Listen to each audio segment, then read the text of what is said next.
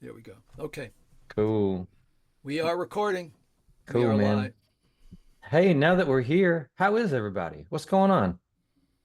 Doing all right. Enjoying Nice, the nice man. weather, the drier weather. Hey, Nick, there's your face. How's it going, man?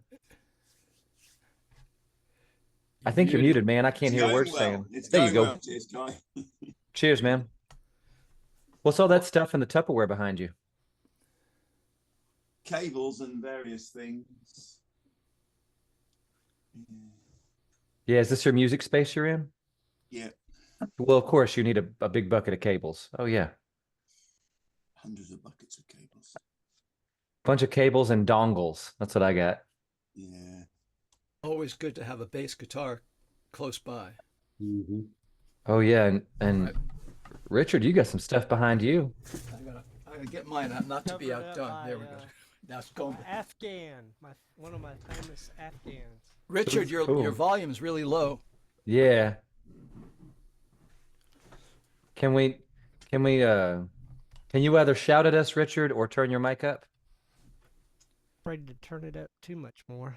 I'm at 3/4. Well, It I, just- I feel like maybe what sounds loud to you still sounds quiet to us.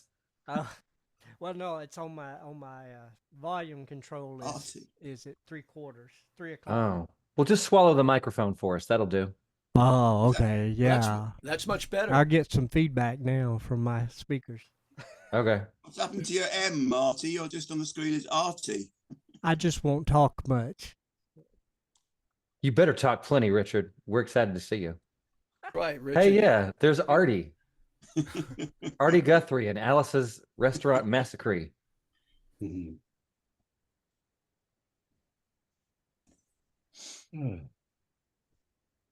Okay, How many songs are represented currently? let me see.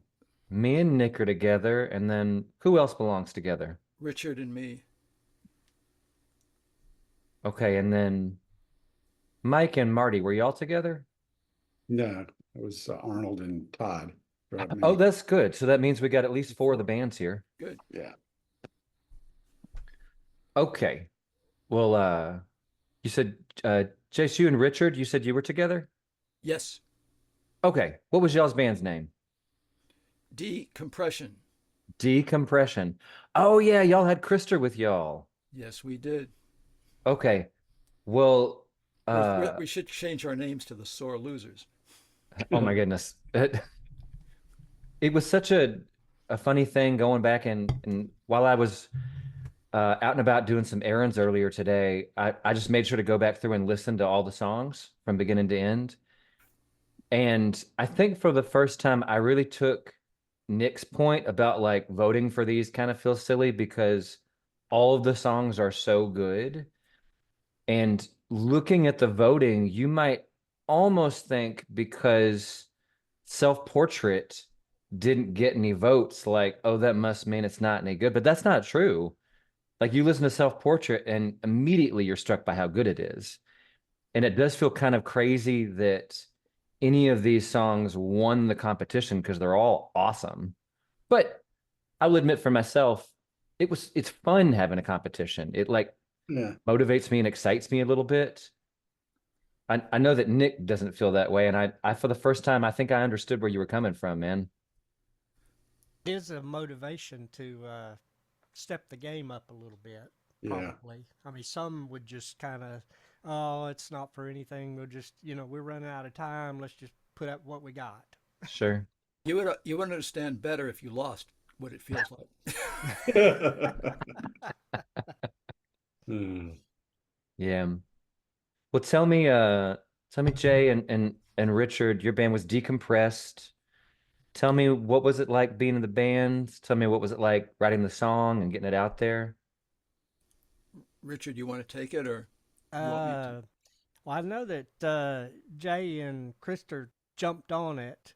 Krister, there was some, Jay came up with lyrics, got that started, bunch of lyrics.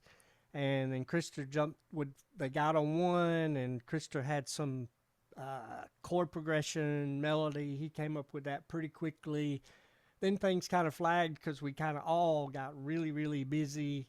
And then at the end, lyrics were changing and figuring out, and then extra parts were coming in here and there, and Jan and one of us spent the last couple of days, well, two of us, I kept somebody up really, really late on Sunday, just to have some ears on the mix Yeah. before it got turned in.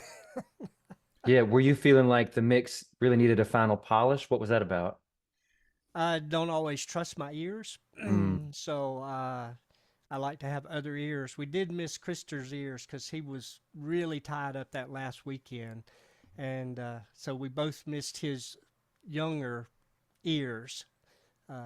Jay and I both have expressed that we're a little past young. Okay. So. I got you. So you felt like there's some gaps in your hearing that you wanted some fresh ears to make sure you hadn't missed anything. I already have an EQ set on my listening end to boost a hearing loss that I have. So. Oh yeah. So it's the high end. You know, you Mm. get older, you begin to lose the high end. Yeah, I do Start the to. same. I understand exactly what you're talking about. So I have a bell curve EQ on my. That's the last thing that my sound comes through before it hits my ears. Mm. And that's to boost stuff so that you can hear it? Yeah. Otherwise, I don't hear tambourines or shakers without really, hurting somebody else's ears. Wow. Yeah. Do you know whereabouts? I like the technical part of this. Do you know whereabouts your hearing kind of drops off? What frequency?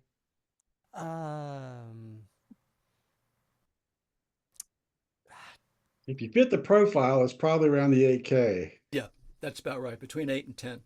Mm. It's There was a I did an online hearing test, yeah. and the curve that the hearing test showed me, I just reversed it with the EQ. So That's pretty smart. That's real smart. So it's not that it doesn't even exist. It's just that it has to be really loud up there for you to hear it. yes, yes. And that was the thing, is prior to that, I was cutting out too much. I was pulling cymbals and bright stuff. I was pulling it back too far just to make sure it didn't hurt somebody else's ears. And I'm like, I want it to be there. If somebody's hitting a cymbal, I want it to be in the mix. And so it's better for me to adjust it so I can hear it a little bit better, and it allows other people to hear it as well. Yeah.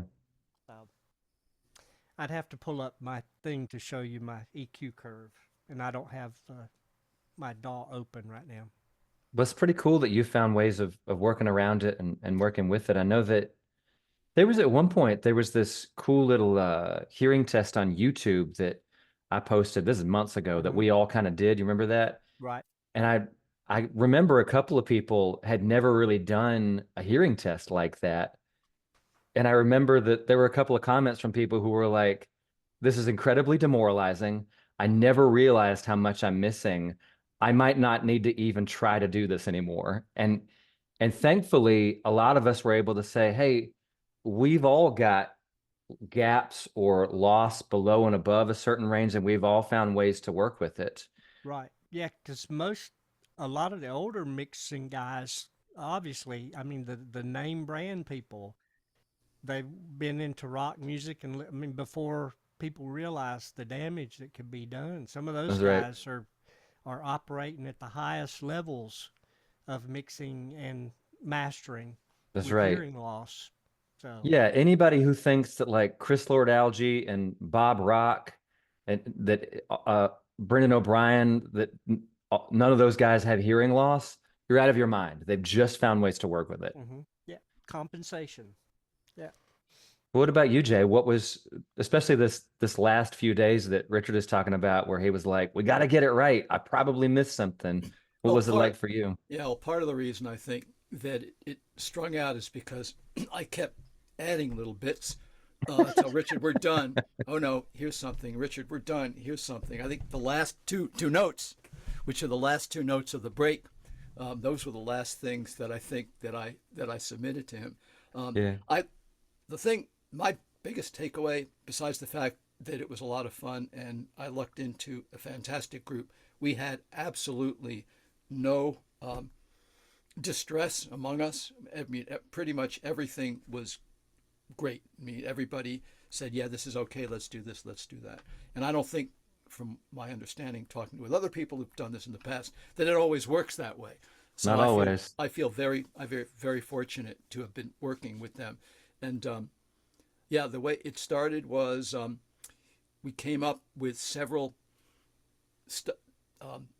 stanzas, I guess, that we had worked on in the past, and I guess we knew they weren't going anywhere.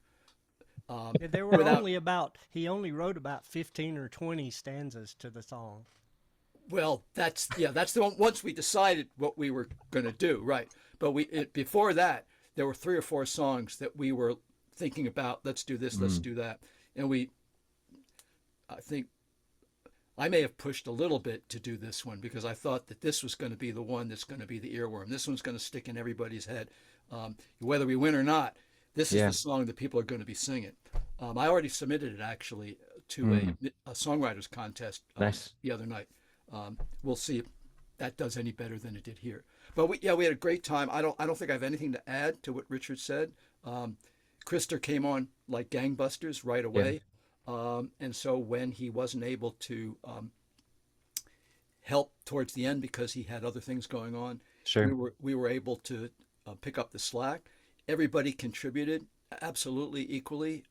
There were no issues at all. I feel really, really good about what we did and how we did it.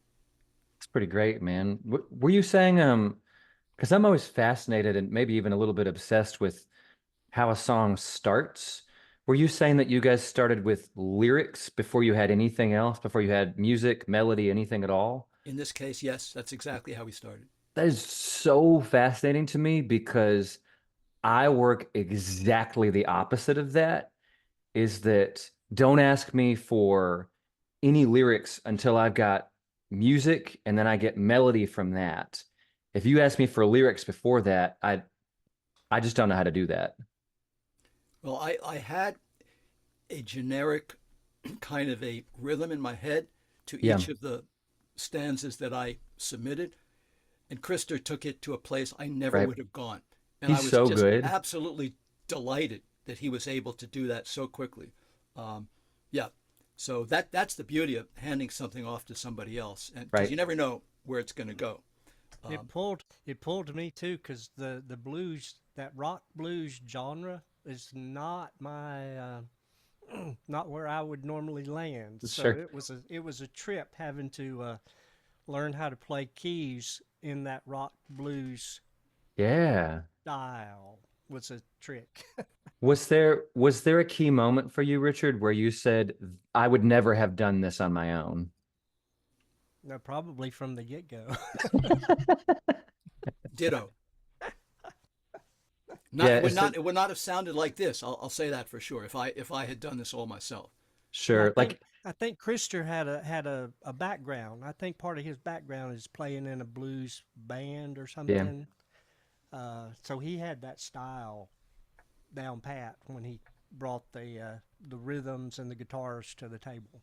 Right. So in terms of, you haven't asked this, but just in case people are interested, so Krister obviously does all the vocals were him. The percussion was him.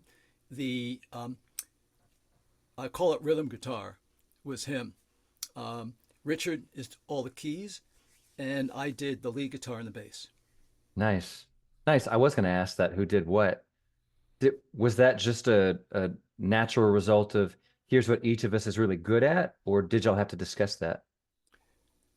I think when Krister came back with the vocals and the rhythm and the percussion, there wasn't a whole lot of choice left over. I mean, Richard is a keyboardist, so it makes sense to hand that off to him. I play guitar and bass, so that's how that worked. That's pretty cool. They created this group where the synergy just happened, and that was just luck. Isn't that the best? When it's all coming together like that. I mean, look, some songs require struggle, and that's okay too.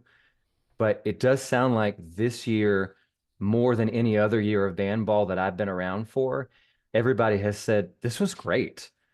Like, if only it could always be this way. Have both of y'all had experience being in bands before, working with other people? Long time ago for me. Yeah. Not this way. I really like doing this. I want to collaborate more. That's what, if I get anything out of this, is that I want to collaborate more with other people in TRJ. So yeah, I did have one specific question about the song I wanted to ask you guys. Is that the song has some elements in it, like some sound effect type stuff, like the sound of the horn honking. And every time I listen to the song, I think this song is riding the razor's edge. If it went a little bit farther, the song would become kind of a gimmicky kind of song, kind of a joke, right? Almost like a Weird Al song. And it just stays this short of the line and stays a song that you can take seriously. And I wondered, was there discussion about that, about how to ride that line? I don't remember talking about. I don't think we ever thought that we were going over the top. It just felt right. When Krista came back with that, I was just blown away. Yeah. Yeah, there was actually talk about adding more ear stuff, but time and stuff got away. But Krister did the horns because they're actually brass. He actually did there's 3 tracks where he's actually I think he plays a brass instrument. I believe he does. And he just put it on there and then used Neutron to alter it and blend them. They're blended together so that he I think he even did research on the pitches of a car horn. Incredible. So he knew which pitches to play in order to create that sound. Yeah. Nice. Yeah, the one thing that, to answer your question, the ear candy that we did not do, that we talked about doing, and I guess we still could, but I should run this by you guys first, is to actually have real kids singing. Oh yeah, Are We There are we Yet? there yet? Right. Yeah. I have neighbors who had volunteered for that. I just didn't have the time to record them properly. Do you think that would have taken it over, that line that you just mentioned, or do you think that would be appropriate? I mean, I'd have to hear it, right? I see it working really well. It could work really well. It's once a song is cooking as hot as the way you've got it already, I like hesitate to do anything. It's like a Jenga tower where it's like somebody just pulled off, they pulled a block out and you cannot believe it hasn't fallen over. And you're like, nobody breathe. It's perfect just the way it is. And it's hard for me to want to do anything with the song because I like it so much the way it is right now. But if you've got ideas that you think would take it to another level, I'd be very curious to hear how it turns out. I think you've nailed exactly the way that I ultimately felt. It's partly laziness to go out and talk with the neighbors, but the other part is we were coming down to it. Yeah. And I know exactly what you said, having discussed with you offline about some of my songs and having worked with Nick for a very long time. When people make suggestions about things that should change in songs that I think are already pretty much there, I guess I'm just not as receptive as I probably should be. It's tough to know where to draw the line. Like when should we leave this be and call it done? And when does it deserve an extra little push? I always think, anytime this subject comes up, I always think of the last Guns N' Roses album, Chinese Democracy, that Axl Rose was trying to be a perfectionist about. And I think he sincerely wanted it to be the best record he could possibly make it into. But I promise you the 10 years or whatever that he spent making that, I promise it was better 8 years before he finally called it done. But then again, there are other songs that you hear about where, they spent weeks, months, years getting it right. And thank God they did, because it needed that extra time to gestate. So, you know what? You've got a great version of the song. Worst case scenario, you try some stuff out and then you go, it was actually good right where we had it. But I want to hear the ideas that you've got if the rest of the band ends up wanting to do it. Can we listen to the song right now and then see if anything else comes to mind? I thought you were going to drive. Yeah, I'm going to share my audio. Let me figure out how to do that. Share screen. And So then where is the... So wait, before you do anything, are you got the options set correctly for optimize? Yeah, I'm Share going to sound? optimize it for the video clip, and I'm going to hit that, specifically that share sound button. And you want to hit stereo. That's right. You mean you don't want to hear your song the way that it would have been on the very first Beatles album? You mean with the vocals on one side and the everything else on the other? It's just all weird. Yeah. Okay, let's see. Computer audio. Okay, let me pull the song up and see if this... So while we're waiting, how many of you have done 4-track recording before? Okay. Because all these jokes about mono, man, that's because you didn't have a choice. Yeah. Yeah. And, you know, to tell you guys the truth, I very often these days listen to music while I'm walking my dog, which means I've only got one earbud in. So I'm hearing it in mono anyway. Let me see. I've got the song pulled up. Let me see if this will play. Y'all tell me if y'all can hear this. Hold on. It's Google Drive, so it's taking a second.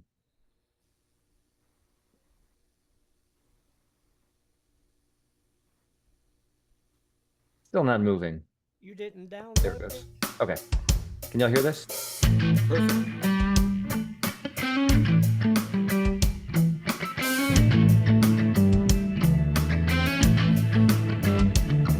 We're off to see our cousin band, who we haven't seen since who knows where. I've got the kids, my wife's away, so we're gonna have some fun today. We're buckled in, I start the car, but we haven't gotten very far. A block or two, it's stop and go, and impatiently they really want to know, are we there yet? Are we there yet? I'm trying not to get upset, but the more they ask, the more I get. Are we there yet? We barely left our neighborhood, and now they're really up to no good. I've got a great idea, I think, and break out all the food and drink. We finally make it out of town. It seems for now they're settling down, but once the snacks we brought are gone, they're getting back to carrying on. Are we there yet? Are we there yet? If they keep up with that refrain, it's going to drive me insane.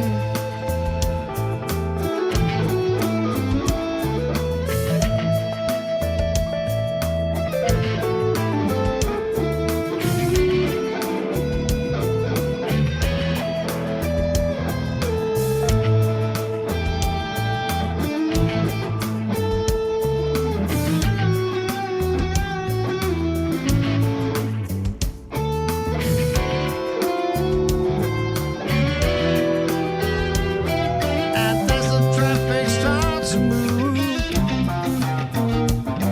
and suddenly I feel the groove. I'm thinking, wow, these kids can cook.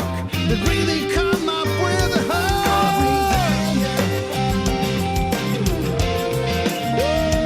Are we there yet? I'm rocking in the driver's seat, and I'm digging to the funky beat. Oh, and just to say it once again, are we there yet? Are we rocking in the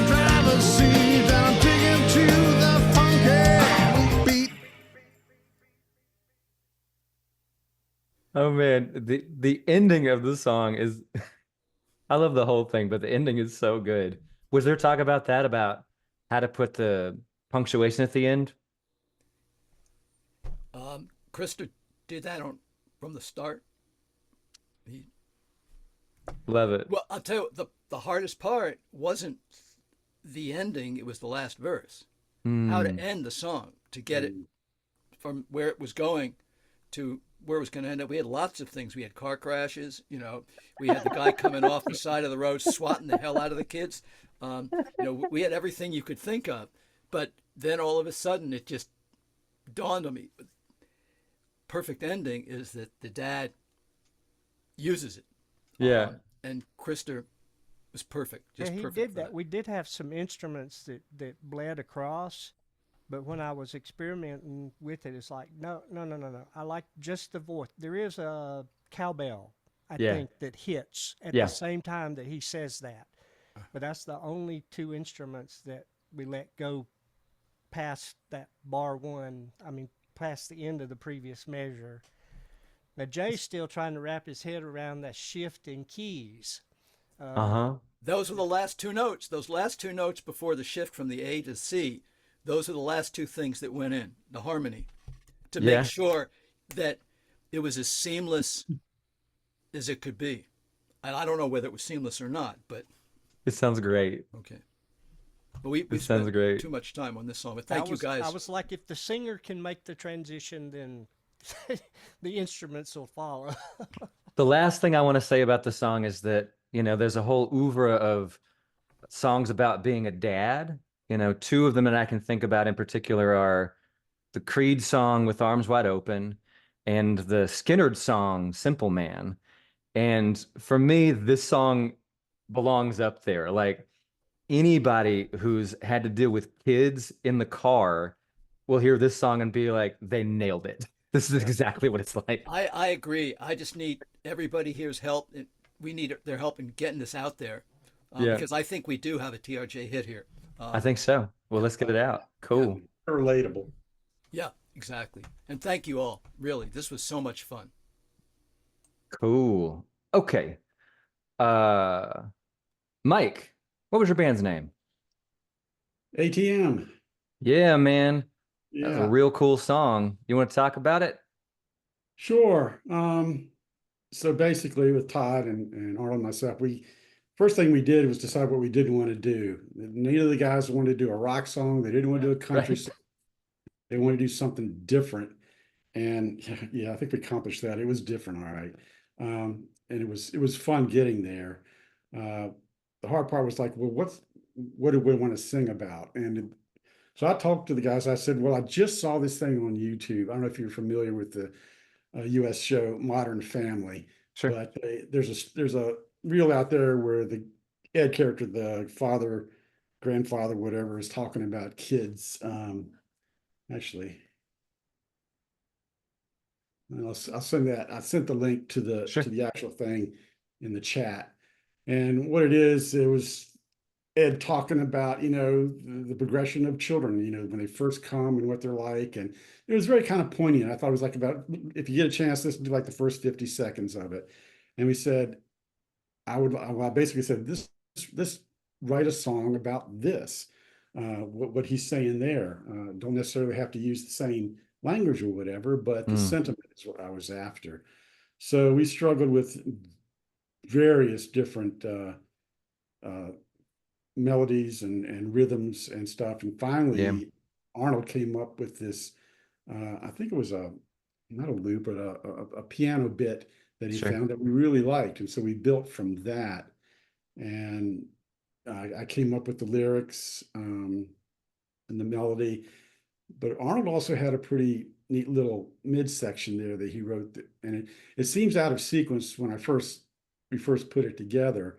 But we found a way to transition it because there's a number of transitions in that song. Yeah. Yeah, I noticed that myself. Yeah, and we were trying to do, but we wanted to, this year, my God, I was going to do at least one modulation. Every year I've wanted to do a song where we modulate key. So, they let me do it, and we did it after just before it was supposed to be a guitar break. I Yeah. was really kind of begging Arnold to give us a good progressive rock kind of guitar lead. Yeah.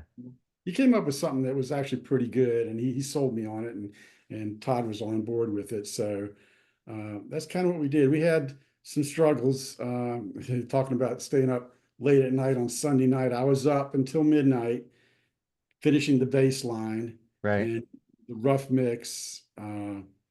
Todd did a kind of a remix of it. That's the one I think that got put up there that had a little bit of Oh yeah.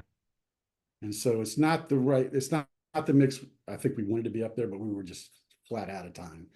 That's And what so, happens. yeah, we just knew that, okay, that it's a neat kind of song. The mix isn't going to win. The song itself may not win, but it was a fun effort to do. It's a great song, man. Am I hearing you right that the two things that you came in wanting was one, you wanted the song to be about, and then two, you really wanted to be a modulation somewhere in the song? Yeah, I wanted to modulate somewhere in the song. I just think that's cool. That's Beatles do it all the time. I'm just a huge Beatles fan. Oh yeah. Eagles do it all the time. I'm a huge Eagles fan, and when it's done right, it really just adds some energy to the song. And Yeah, that's it just means even people that don't understand what just happened, but they can feel that something cool just happened. something. Yeah, there's a different vibe going on here. So we That's were really trying to cool. Did you guys start off? I asked Decompressed this. Did you guys start off with lyrics or music first? music first. That's all. That's the way I work. Yeah, I think the other guys are the same way. Basically, they gave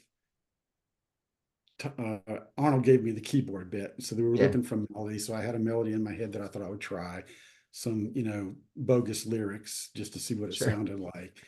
And then I went from there. That was, after we got that kind of background, the backing track per se, I got the lyrics out and we did the melody with that. And That's that's cool. That's really cool. yeah. So actually, let's see. Arnold was doing the keys, the loops, or I'm not sure the right term for this. It's not a loop, but it's a sample. He did a piano Yeah. sample that he was able to build around. He did some strings and some horns. He did some orchestration there. Yeah, there's so many layers to the song. I was Yeah. curious who did what Yeah. because So it felt basically, like the orchestral bit. Well, I didn't think anybody in your band like has access to an orchestra. So who did those pieces? so the initial strings were Arnold, but then Todd came in with what I thought was some really good strings. Yeah, Then Arnold layered some horns on top of that, which I really liked. So, our responsibilities, basically there was an acoustic guitar in there, which you can't really hear most of the time. right. That was me. I did the bass, I did the vocals, and I did the lyrics. And then Arnold took basically the backing track and the drums. He did the drums for that when they came in. And then Todd was doing the one section of strings. He did this little bit where I was able to manipulate it and modulate it to a different key in the next section. Like So he sent it to you in one key and you were able to take it and yeah, and I and was like able to. pitch shift it, or It's transposed in Studio One. You can pull in got that it. track and just transpose it up, and it happened to go real nicely. With the strings, it's easy because it doesn't sound really awkward. Like if I tried to do that with a voice, it Yeah, would sound really weird. But we did right. that with that. So he had it actually going out through the first verse and chorus where we wanted to come in a little bit later. So that's what we Sure. did. And then, and then what Arnold did some vocals too, because the one bridge, I guess we could call it, or Yeah. pre-bridge, was his vocal. He did the vocal for that. And the backing vocals that we hear. And basically, I was going to do some more harmonies with that. We just ran out of time. Ran out of time. Mainly How did 'cause you decide that he was going to sing the bridge? that's just what he built, the one section that he put together, because that was the one. Let's see, that's where he said, so I had the lyrics one way, and then he sent me these other lyrics, but chronologically, they really weren't. His should have come first, but he thought the way the song started with the lyrics and the melody that I originally brought forward, that was the way to start. So we had to come up with a way to bring that prelude, I guess. You got the child being born, but then a little bit later on, you're talking about how the parents kind of met and how that child came into the world. So it was out of sequence, but it managed to fit because we changed the structure of it so much at that point. It was kind of a transition there. And he had we struggled with the little transition bits a lot, trying to figure out how to make it relatively seamless. If you listen to it, there's a couple places in there where we kind of stop and you hear this, this boom coming in, and we had to layer up some other stuff on top of that to make it sound right. But it was a lot of freeform thinking going on there. I bet. Well, yeah, and the way that it's almost got that prog rock feel, and there's different movements and sweeps to it. It's very impressive, man. Let's take a minute now. Let's listen to it, and then we'll see if anybody's got any comments on it. Okay. All right, sorry about the mix.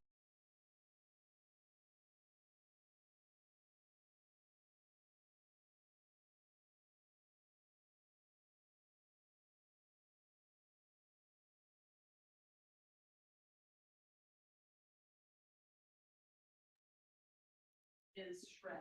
Okay. Why won't this thing work? It won't let me click on anything. Oh, no, sorry. It's already sharing. That's why. Hey.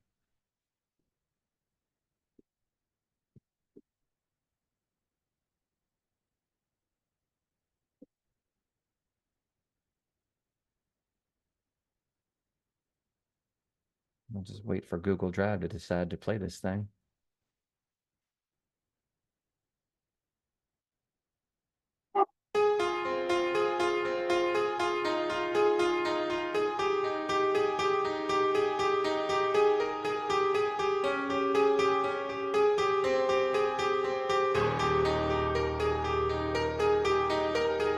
First there was the new you, coming home so cute, already bound to my heart. You didn't know you'd be the moon and stars to me, that's how our journey would start. Then you changed into something more, a little girl whose life could stop me in my tracks and add to my memory drawer. Oh,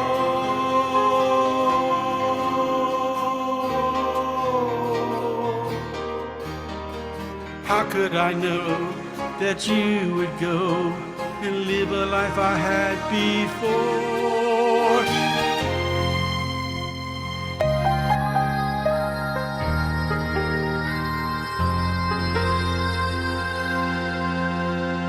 When I was young, life was fun and carefree, but something was missing that I could not see. It's okay now, found my way with the woman I love to this day, and that's when you came into our world. Those years, they went by too fast. I barely had time to blink. I did all I could to give you the world and all the love it could bring.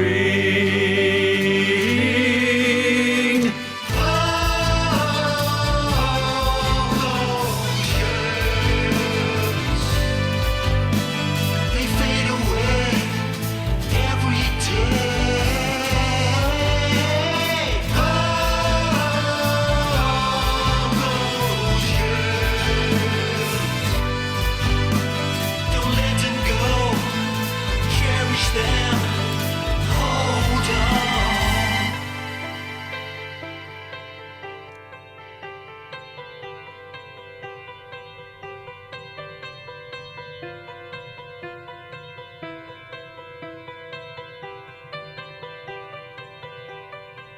Then you brought a new you, showing me how soon he would be bound to my heart. It was clear he'd be the moon and stars to me, and another journey would start. Oh, you changed into something more, a mother and a wife, sharing a new life and adding to your memory drawer.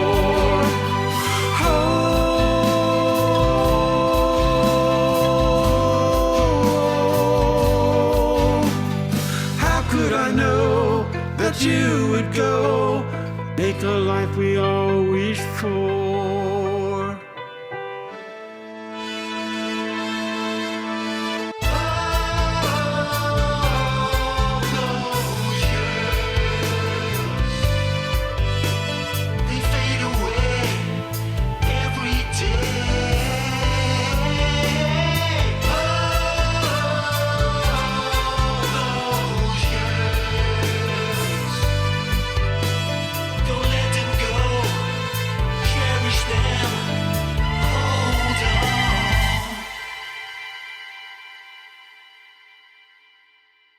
Mike, you say that you are sorry for the mix.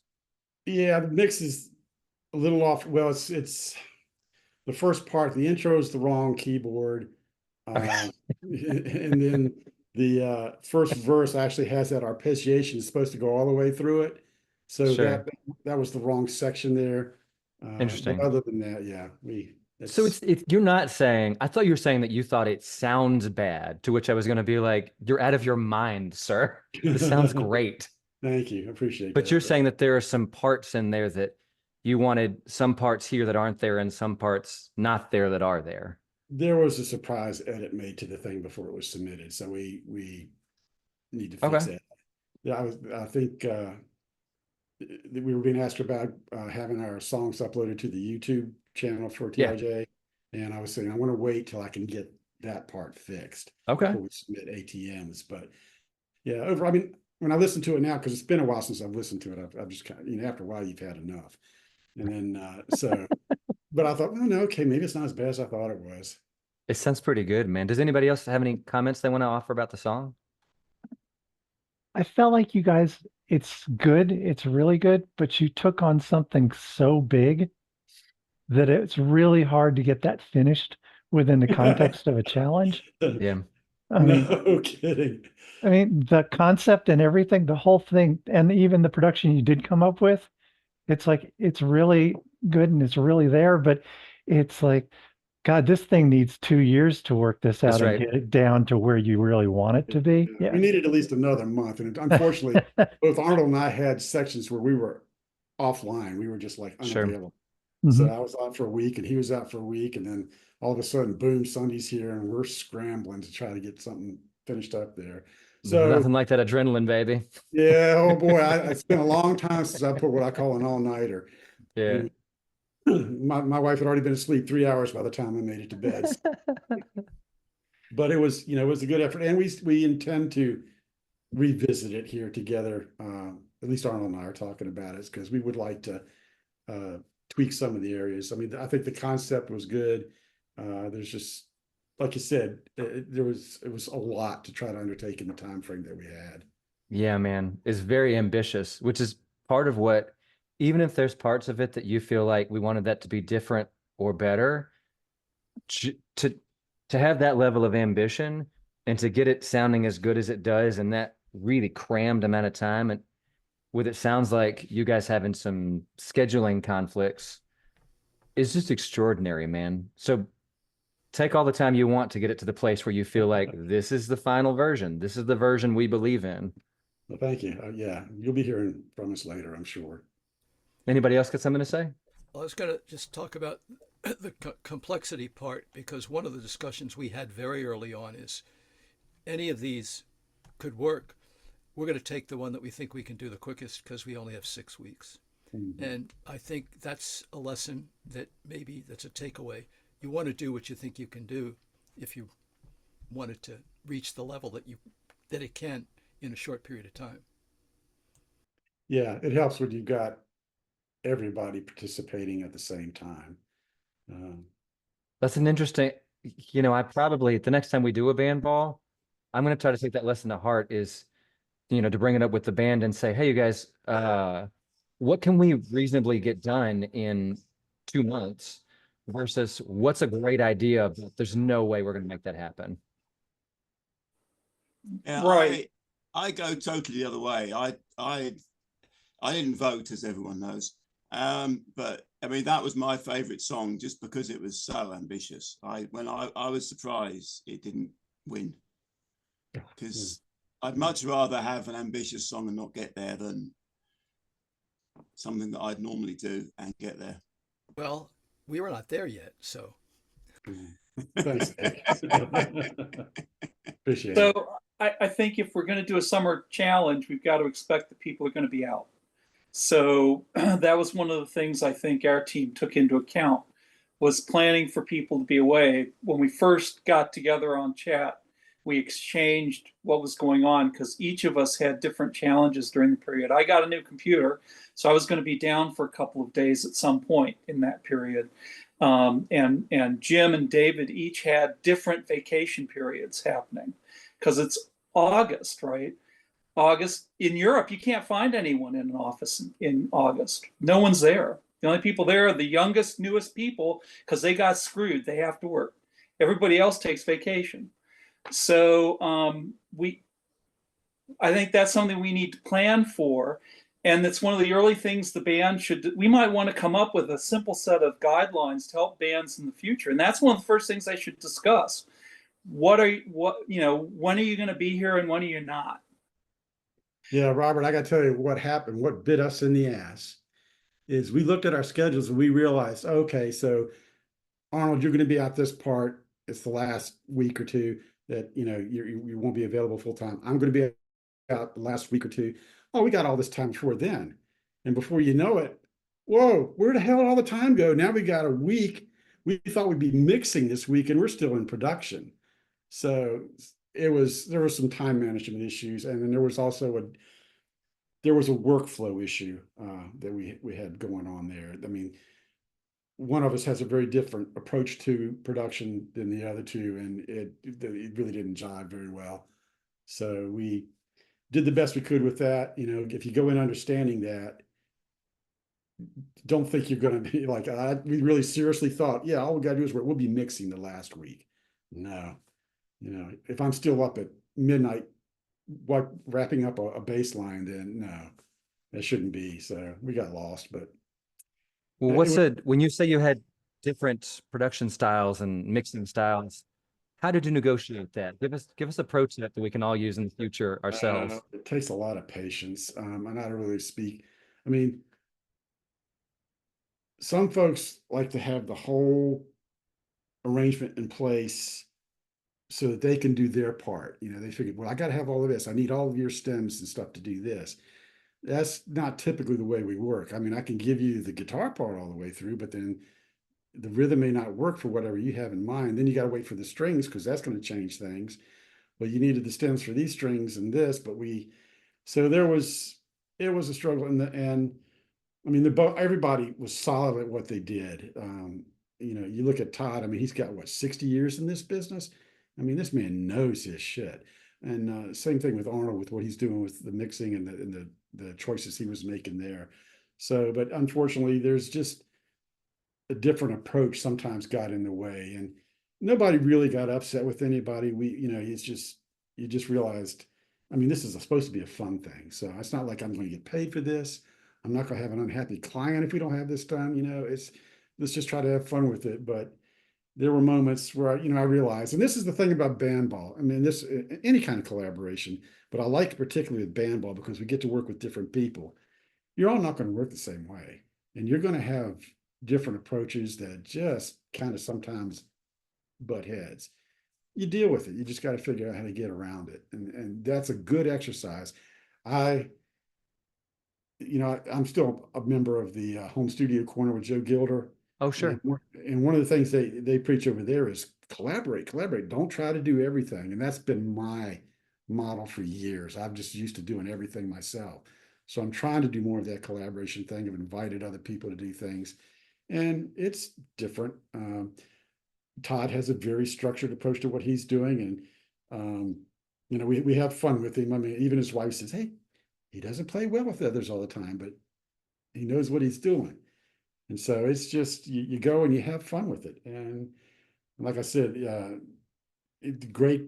The guys were great. Everybody, I mean, I've never had a situation where I was ever upset with anybody. Over the years, we've been doing this 4 or 5 years of Bandball. I mean, I've never had anybody with anonymity towards each other. I mean, it was just like, yeah, you work with it and go. But I think, like Robert or Artie was saying, that it was really ambitious, and we should have rolled it back a bit. But But glory's in we the came up attempt, with man. something. It's cool. It's really cool. Awesome. Thanks for telling us about it, Mike. Sure. Hey, Marty, can we move on to you guys and you guys were calling yourselves Three, is that right? Yeah. So we had not picked a name, right? And so we were Team Three, and Papa G bugged me to go ahead and come up with a name. And I just said, well, Three sounds good. Yeah, we're good. So we just rolled with that. I love it. But I think we're a good segue from there taking on this huge thing. And we actually took on something far bigger than what we ended up producing. The original song was actually called The Edge of Darkness. And we were ready to throw in the towel 2 weeks before because there was no way we were going to finish it. You were ready to just say we're out? We can't, we're out. Yeah. And so Tony said, well, does somebody have a half-finished song that we can go ahead and start over and see if we can crank something out? And there was something I had actually written the week before, which ended up being Self-Portrait. A friend of mine who I have not seen in like 30 years saw something that I had posted online on one of my songs and contacted me. He's an artist and he does all these self-portrait things. So that's where the theme from the song came from, was I was looking at some of his work and I started writing something on it. So that idea for the song really started 10 days before Bandball was due. So we basically just started all over. I had the verses sketched out and I had the chord patterns and stuff sketched out. And I gave that to Jacob and Tony, and listened to it. And then Tony put an acoustic guitar part on it. And we were trying to work out where we went with it. And I finally figured out the chorus that went with it. But the chorus that went with it drove it to more, let's make it a straight rock song, 4/4, and go with it.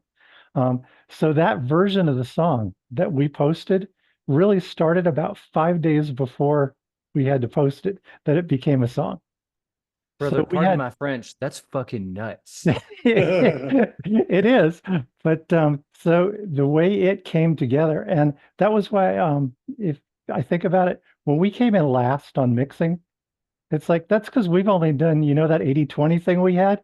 We'd only done 20% of the work at this point. So the song really needed a lot more polishing for people to think it well mixed and think it. So we're not sad at all that nobody voted for us, because we've just felt like we didn't deserve it, But so anyway, when it came together, once we had the parts, unfortunately, it is probably 70% me because it became the song that I wrote at that point. So the vocals are all me. The rhythm guitar is me. The acoustic guitar that's in there's Tony. The bass and the lead guitar are Jacob. The drums are me. The bass I actually wrote with my left hand on the keyboard and then played it through a MIDI bass. And then I knew it needed to be played live. So Jacob took what I wrote, learned the part, played it back live. The tone that you hear that is so cool is a happy accident. Okay. What happened was he came up with this very aggressive version of it, pretty much note for note what I had written, but an aggressive playing of it. That's on the right channel. The old MIDI version is on the left channel. When I plugged his in, I hadn't shut the other one off.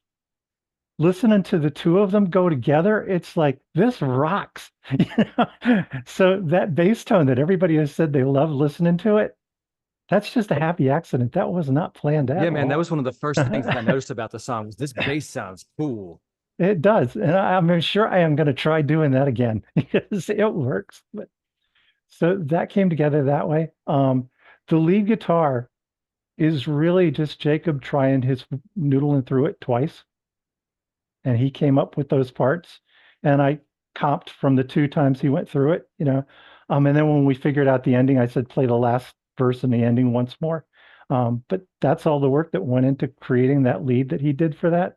And he's an awesome guitarist. If you get the chance to work with him and collab with him, go for it.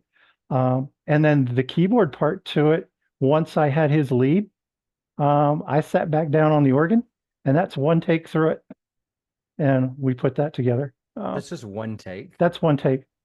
That's I very have never impressive. played that before or after, so it's just there. And I think I went in, when I do it, I go ahead and put the output to MIDI. And I think there were 2 or 3 notes during his solo where I was kind of anticipating, where I knew I had listened to it once or twice and I knew where he was going. And I was kind of trying to go ahead and make the keyboard part work against his. And I missed the note that he hit. So I went back in and tweaked it up a step on the MIDI, but that's like 3 notes out of the whole thing, you know. The crazy thing that I didn't realize how many 64th notes and faster I play. When I looked at the MIDI out from this thing, it's like, Jesus, those dots are almost, I can't find them, but the note's there and you can hear it, you know. Yeah, it was really fun that way. That is so cool, man. so- Any important lessons that you took from your experience you want us to take with us? Well, the important experience with it was the idea of not taking on something too big, and making sure all 3 of you can be on board with it. Because I think what happened was we had a lot of problems communicating at first, just because of time frames. Tony's in the UK and Jacob's in Vancouver. So we had that problem going with us, and then Tony got sick a little bit at the first time. So we actually never, in the course of this Bandball, managed to do what we're doing right now, which I think was a real disadvantage. But we just could not work it out with each other's schedules. So we had one of those planned, and then Tony ended up missing it. But Jacob and I got on, and I found out he likes prog rock as much as I do. So we picked up stuff that was overly ambitious. Now, what I like to do when I collab with somebody is start with a completely blank slate if you can. And that's what we were trying to do. So we came up with basically 3 sets of kind of chord patterns ideas. And one of them was even in 13/8. And once we had those 3, Jacob actually managed to piece them all together so that they really worked. As this would be the first verse part, this would be the chorus, this would be the verse part. That 13/8 part was a long extended bridge, and then we went back into an ending and stuff.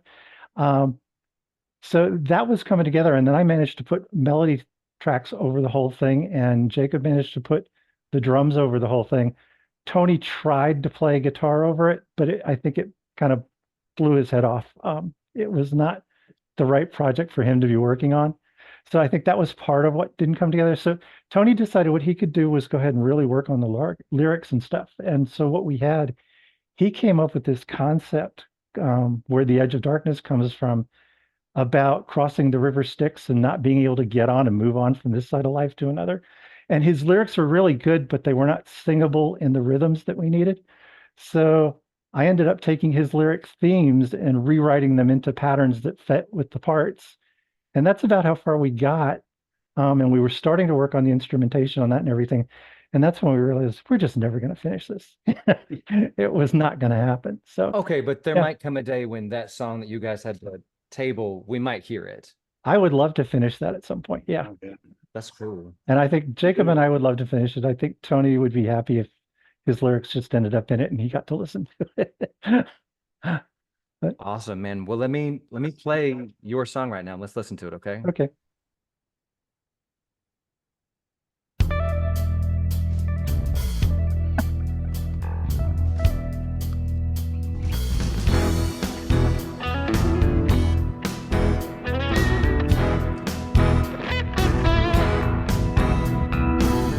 An empty canvas, brush in hand, trying to capture who I am. Into the mirror, stare to see the man that I can be. So much I need to show. Can I paint so you will know?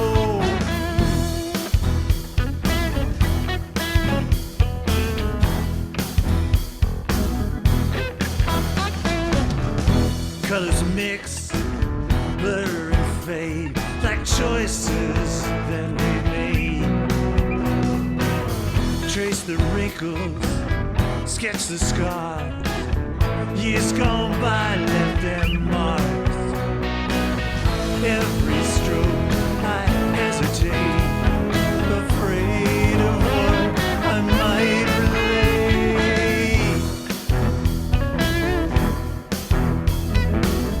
The brush finds a rhythm, canvas takes control.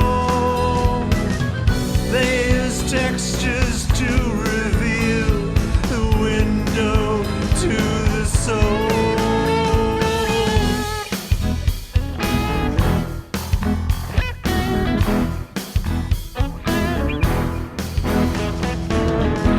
Dip the brush in shades of green, craft a face the world will see.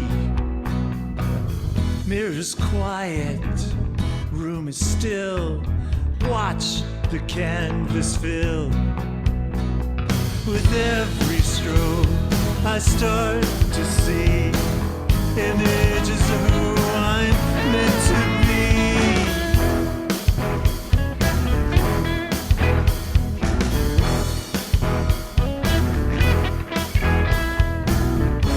Brush finds a rhythm, canvas takes control. Layers, textures to reveal the window to the soul.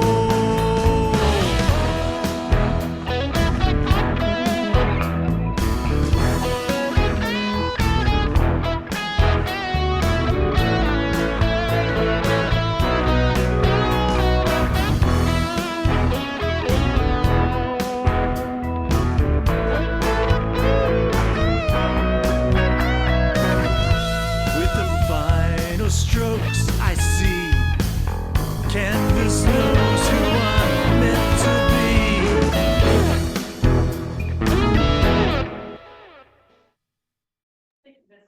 Pretty cool, man.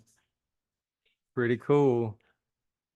Yeah, we were I- actually pretty happy with what we finally pulled off. Come on, man. I would never guess that you guys pulled that off in the last few days before the competition. Nothing about that feels, rushed or half baked or anything. Yeah. Would have used more of that B3 in there. Yeah. Yeah. Anybody else got anything to say about it? Like the sound of the guitar, all the Mhm. I can't even describe what that means. The short notes. I don't know how. There may be a term for that, but I just like what he did, and it's melodic as opposed to achromatic the way so many guitar breaks are. Mm-hmm. Oh yeah, his fills and the lead that he pulled off on that was great. Yeah.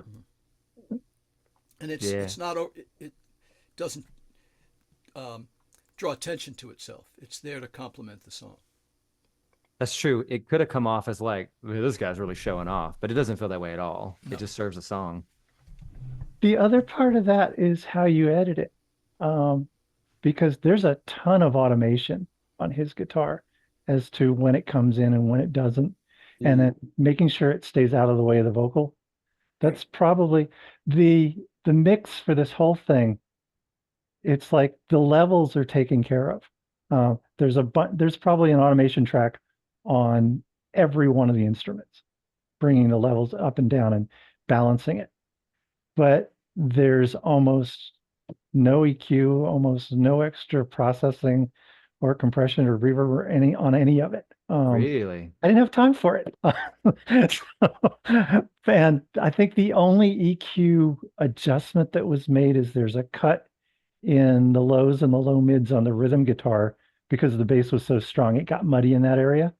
But that was about the only adjustment we had time to make to the mix on it too. And so, Well, you know what? When you're dealing with that kind of a tight timeline, Mhm. I guess it does force you to go 80-20 really fast and figure out, this is all the time I have. So what decisions are going to be critical and what would be nice, but is not going to be necessary to make the song listenable? yeah, definitely. And there were some really bad mixes before that one.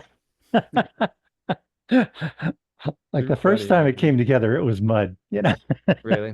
Ty, Right on, man. what Well, might be what might be interesting is if we had a follow-up Zoom where if people were interested, we could go in a deeper dive into each of these songs, into what they actually look like in the DAW and how they were put together. I would love to see that. Hey, Jay, by the way, you got real quiet.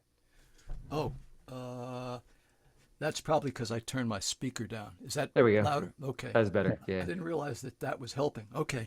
Did you hear what I said, or should I repeat it? Yeah.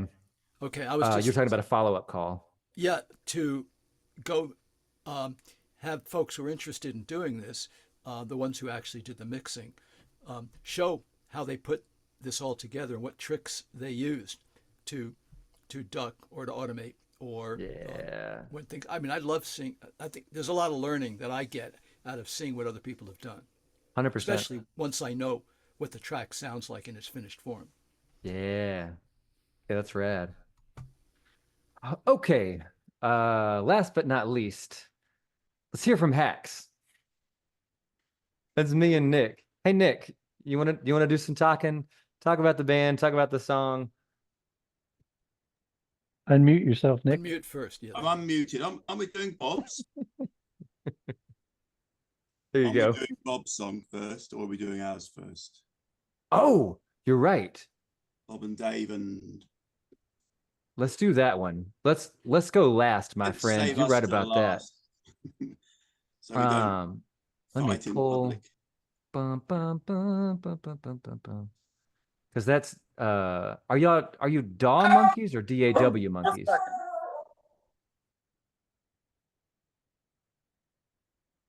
Give me just a sec. Sure, Bob. No worries. I know about that. I had a dog making some noise in my background over here. I've been subtly trying to manage him. I used to put my dog in the car whenever it was time to record. And he'd think we were going somewhere, and I was just putting him out in the car in the garage and then going back in and recording. And that dog is out there in the car like, trade, trade. What was his reaction when you go out and get him later? Oh, I'd always make sure we went and took a ride somewhere. Fair enough. Because dogs have almost no sense of time. So the fact that you leave them there for 2 hours, they think it was 5 minutes. It was just, yeah. This is too funny, man. Yeah, the dog is like, you sure took a long time to put your shoes on. Let's Yep. go. Welcome back, sir. Mine's being pretty quiet. So here's Ozzy. Okay. He's the one who was barking. Love it. He actually likes that. And That's that's how why they- he makes that noise. That's either a dog Okay. or a small black bear. Yeah. Yeah, sorry, I got a disk drive and it happened to get delivered at the wrong time, of course. So that's the way Cool, life goes. man. Is your band called Um, DAW Monkeys or DAW Monkeys? Daw Monkeys. Got it. And yeah, hey, we're the Daw Monkeys. Anyway, this was so my first Bandball experience was last time, and it didn't go the way I wanted at all. This time it went the way I hoped it would go. So I acted much more like a session musician. The other guys did a lot of the lifting, and we didn't have any arguments. We didn't have any challenges, didn't have to manage people. It was much easier. So we started off, and David came to us with a song. He had lyrics, he had chord progressions. We said, cool, we like it, we'll do it. So we started with that, and I built the intro. He provided, I think, 4 or 5 stems to start. And we spent a week building the intro, deciding on the structure of the song, and cutting a few rough stems to flesh out the most parts of the song. Then the next week we figured out the ending, which was challenging because we had a few different ideas. And it was fun because David originally envisioned his song as being kind of like a somewhat acoustic REM kind of song, and that's clearly not what happened. Jim is a metal guy, and the first guitar solo he did was awesome, but it absolutely didn't fit at all. Right. Amazing. For it was a straight metal lead solo, and it was just, it was amazing. But what was great was we didn't argue. So the approach that I took with this, I use Logic Pro, and you can cut the stuff up, audio and MIDI, anywhere you want. And so in arguing about structure, I would just cut up the song and restructure the segments and then pass it around. And pass it around as MP3. Say, is that the structure you want?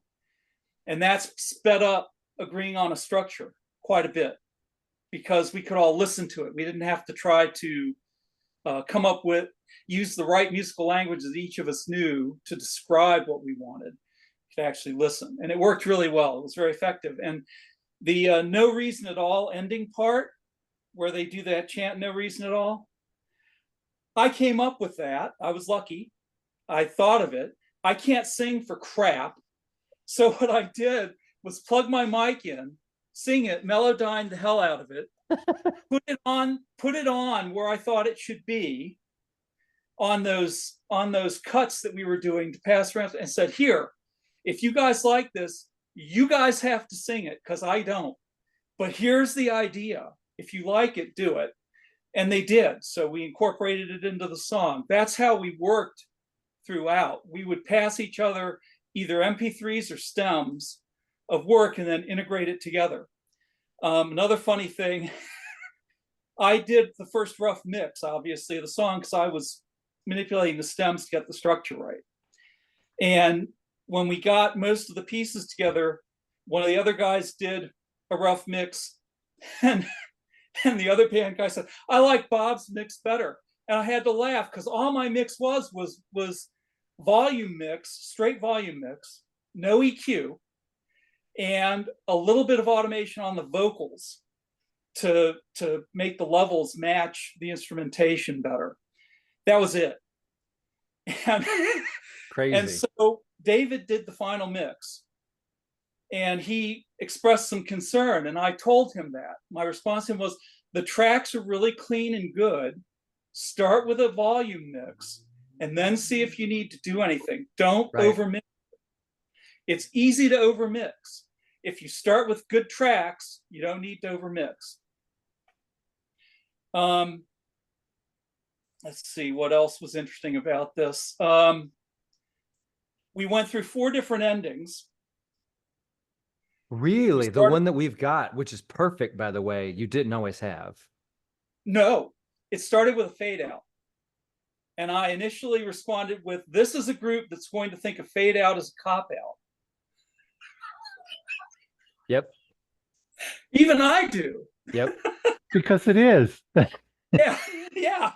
So that's when we came up with an idea of adding the piano, and then having the piano play throughout, and having the backing tracks go out, and then having the backing tracks go out, and then having a repeat of the first part of the chorus, and then the no reason. And anyway, we went through about 4 different versions of endings until we got to the one that we finally settled on. It was pretty interesting. And the last thing I'd mention, so the mix was almost done, and David was unhappy with the kick. We'd use Easy Drummer. So Saturday morning, I took the Easy Drummer session, I split off the kick, the snare, and everything else, and re-stemmed the drums. And with the new computer, that was like 10 minutes. Sent him the stems, he threw them in, remixed it. He was done Saturday night, Sunday morning with the mix.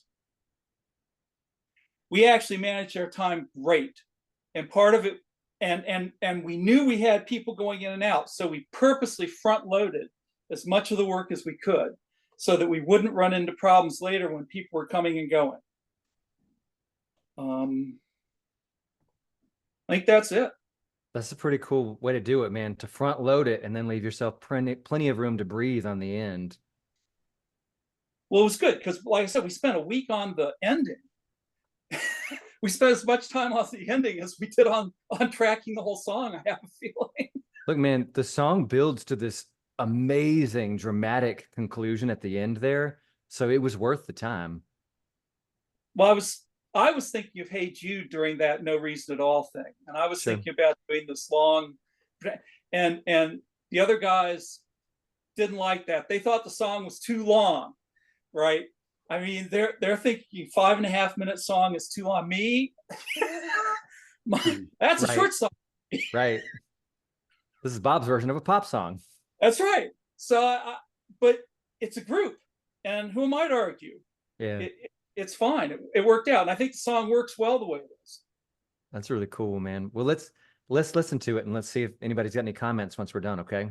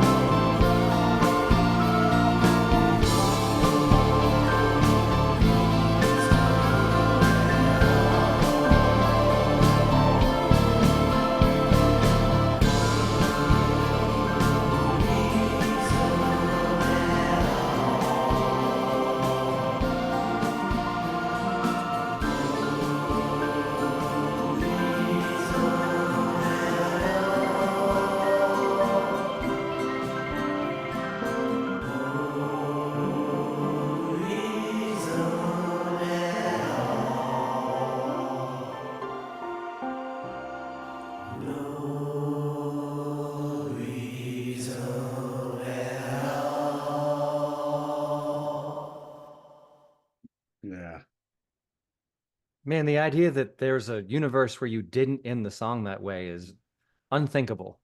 Yeah. Yeah. That was one of my favorites. That was my favorite song. Thanks. Thanks. Yeah, I think the ending worked really well.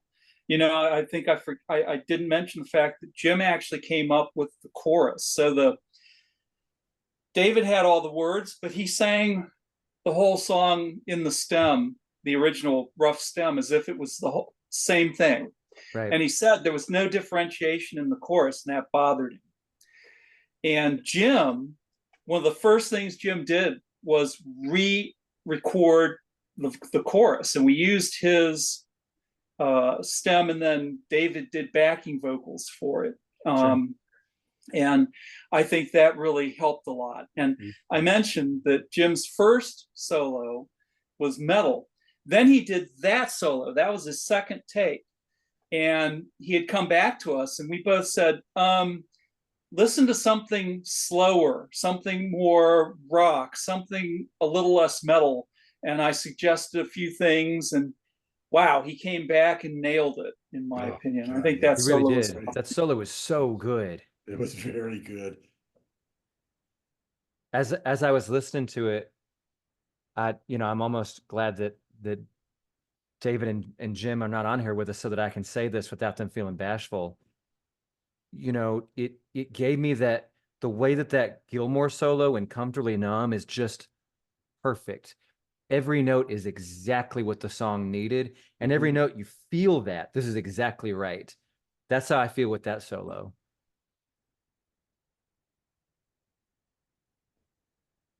Pretty cool, man. Anybody else? That's what I got was anything about begging it? Arnold for.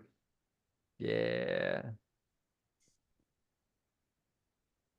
Great mix as well. Great mix. Mm-hmm. Yeah. I can say that because the guy who mixed ours isn't here, so I can say that I think this is the best mix, probably. It's pretty good. Richard put a question up in the chat there. I don't know if you saw. Where did It says the swirling part is the most unusual part. I Can wanted to you hear more about that too? How you did that? Yeah. Which swirling part? You're muted, Richard. Yep. All through it, there's stuff swirling and Oh, moving. okay. So the all keyboards, I use the Arturio B3 plugin, and I have Melda Productions vintage Leslie vintage rotary speaker plugin. I think that's what it's called. Mm-hmm. And so I take the two channels of organ and I spread them anywhere from 5 to 10 on separate sides of the image. And then I throw the rotary speaker on the combined channel, and that swirls the organ all over the place, which is awesome. The bridge, they kind of left to me.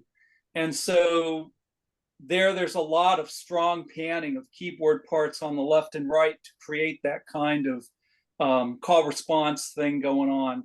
And the intro, you'll hear that synth, that quiet synth. It's a little too loud maybe in the final mix, but for me, but that's also moving around. And I have a few plugins like Cable Guy's Shaper Box that I use, and it has an auto pan function among it's got like 13 different auto things in it, and panning is the one I use the most. And I'll set it to like pan a sound a quarter of the sound stage every measure, or every 2 measures, or every 16th if I'm trying to get that wobbly thing going on.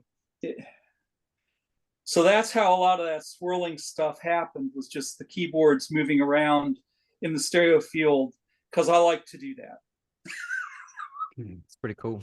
That'd be cool to see demonstrated. And we were talking about that earlier. I'd like to see how you did that. Oh, that's yeah. Sure. We should do a session where, we screen record it where you're in, should you use Logic? Yeah. We should do a Zoom session where we record your screen and your audio while you're in Logic, and you just show us how you do things, because I think that is one unanimous opinion everybody would have, is that you make some really creative decisions in the composition and the mixing that I think everybody would like to see. How did you get there? Sometimes I don't know. You know, earlier there was the mention of a happy accident on the bass.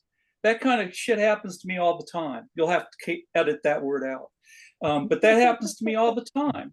I love happy accidents. I'm a big fan of happy accidents. I'll be going along in the DAW and a channel will get accidentally muted, and I'll go, you know, I should add 2 measures of that without anything behind it. That would be great. Right. Right. I mean, it'd be one more reason for us to record it so that you can see how you got there too. Yeah. You're like when Prince muted the bass and When Doves Cry, and everyone's like, why does this sound so good? Right. Well, that's actually an interesting thing. I like to mute the bass at points because that creates a huge drama. I love drama in music. If you guys didn't figure that out, gee, you haven't listened much to what I do. I love drama. So I like these things where an instrument drops out and all of a sudden it sounds emptier and then gets fuller. I just like that stuff. Yeah, it's cool. And I kind of write like, I think like old people used to write. I treat my DAW like sheet music. I go in and I edit and I move things around. And instead of having words say, you know, I want the left-hand string violin section to start here and then the right-hand section continues over here. I do that in the DAW by manipulating the panning controls, right? And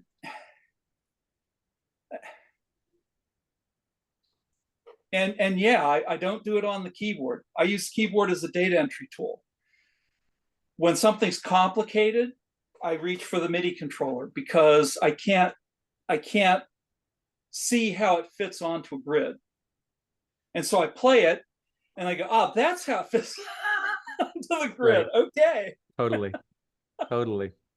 And when I'm doing 3-on-2 stuff, so my sister, who learned to play piano, the whole reason I play keyboards is because of my sister taking the piano when she learned to play it and moved out of the house. My sister, when I was trying to do lessons, I was actually trying to exercise my fingers to learn piano better. She sent me a piece by Brahms that had a whole section that's 3-on-2. And I just think that kind of stuff messes with your head.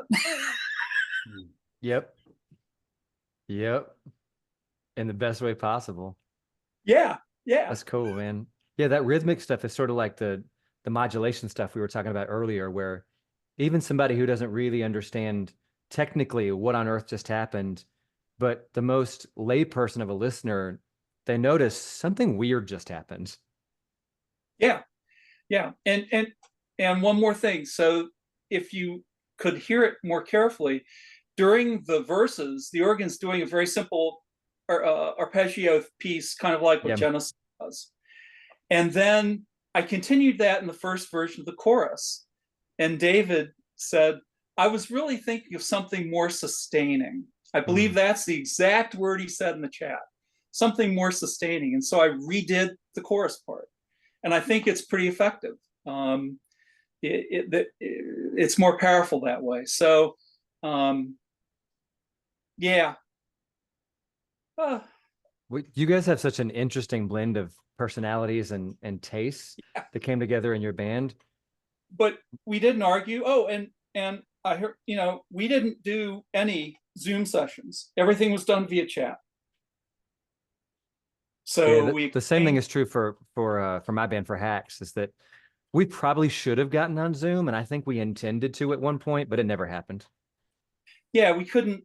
Early on, it would have been too slow, and later on, we couldn't get everyone in the same room at the same time because people were traveling, and so it just didn't work. And I think it was really effective. I think the key thing was to exchange audio files instead of trying to describe what you want. So instead of saying, and this is what killed us in Bandball a year ago, was all we did was chat, and people would get confused.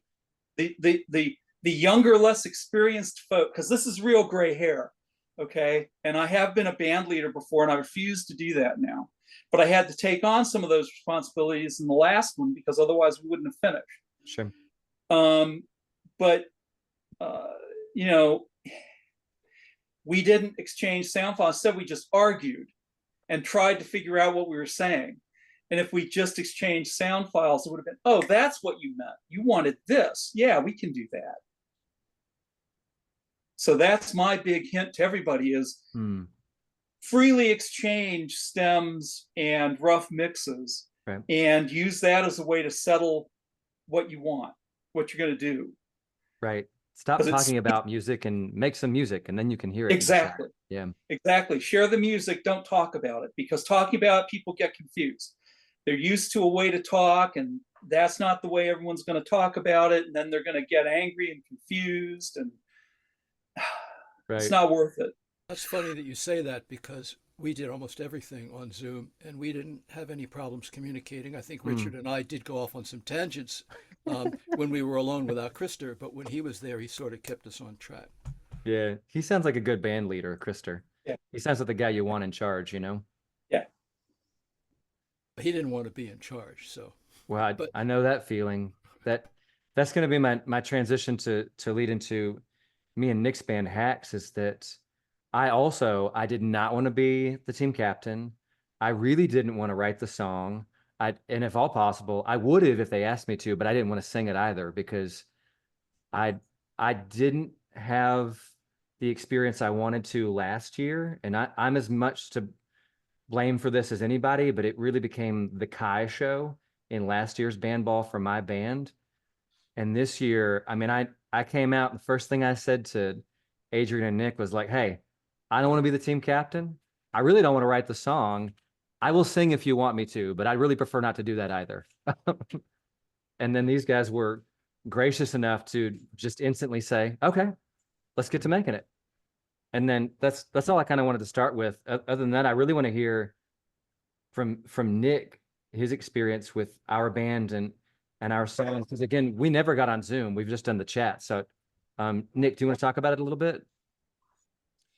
Yeah, I think we did plan I know Adrian didn't want to start off with a Zoom, which I thought was strange, but I think it worked. We were planning to later, but we didn't. And as Kai said, he didn't want to write it. And I had a verse of a song with a very basic, typical chord structure of mine, which means it was D, A, and E, because that's what I write in all the time.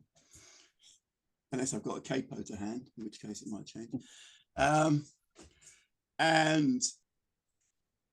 I think Kai liked it, and then Adrian in the almost exactly the same time had got an arrangement without no lyrics, just an interesting arrangement with far more interesting melody and chords, and he put that in, and Kai suggested, could we mix the two together? And at first I thought, that's ridiculous. But I thought, no, I won't say that's ridiculous, because we've only just met. It was ridiculous. It was a crazy idea, and then. But so we tried at my first version of singing. I don't think worked, and then it slowly did, and then I cut a bit of the verse up and turned it into a pre-chorus. I still wasn't sure it was I think I became sure it was working when we got quite a long way, actually. I don't know if, I must have written a chorus. I've got to the first, so we'd written a first verse, pre-chorus, chorus. And I don't know if it was when Adrian went away or not, but when you did all your synth tracks and your rhythm track put to it, and when that came back, I thought, now we've got a song. Because at that point, I almost like drop into the chorus, and I just thought, now we've got a song. And I think that's when I went away and wrote the second verse, and then Adrian said, we need a bridge. So then he gave us some chords for the bridge. So then I went away and wrote a bridge, and it worked. It worked nicely. We didn't have any rows, certainly, but then we didn't see one another, so we couldn't. You know what? For me, just go backspace, backspace, backspace. Don't call him that. That's so funny. I know there was a bunch of deleted post has been deleted by the author in our chat. And even when because there did come that moment when you guys had posted a bunch of stems in the in Google Drive, and then I took all of them, and this was mostly to ease my own conscience, because I really still wanted to feel like a part of the band and like I'd really contributed something, or at least given you guys a bunch of stuff to say that doesn't work.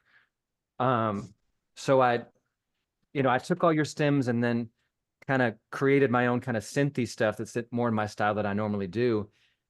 And I fully expected when I posted all that stuff for you guys to say that 90% of it was not right for the song. But I just wanted to feel like I had done something to let you know, but I am willing to put in a lot of time and energy on this. Like, don't feel like I'm the weakest link. I will do the work. And then the fact that you guys liked so much of it blew my mind. No, it really worked. It definitely made the song. I mean, I still don't think I was the right person to sing it, even though it was my lyrics. But brother, your voice was Margaret sang some of it, but she was for doing it. a good job. So, but I'll tell you the moment for me, like you talked when you finally said, "This is a good song. This is working." The moment for me was in the, I guess it's the chorus, the "I don't think you'd like that. No, you're not ready." That section. Because originally that section like continued with the dynamic, like it kept going hard. And I forget who made the decision originally to like drop everything out for the first half and then ramp back up with the drums and the guitars in the second half. But that was the moment where I was like, this song fucking rules.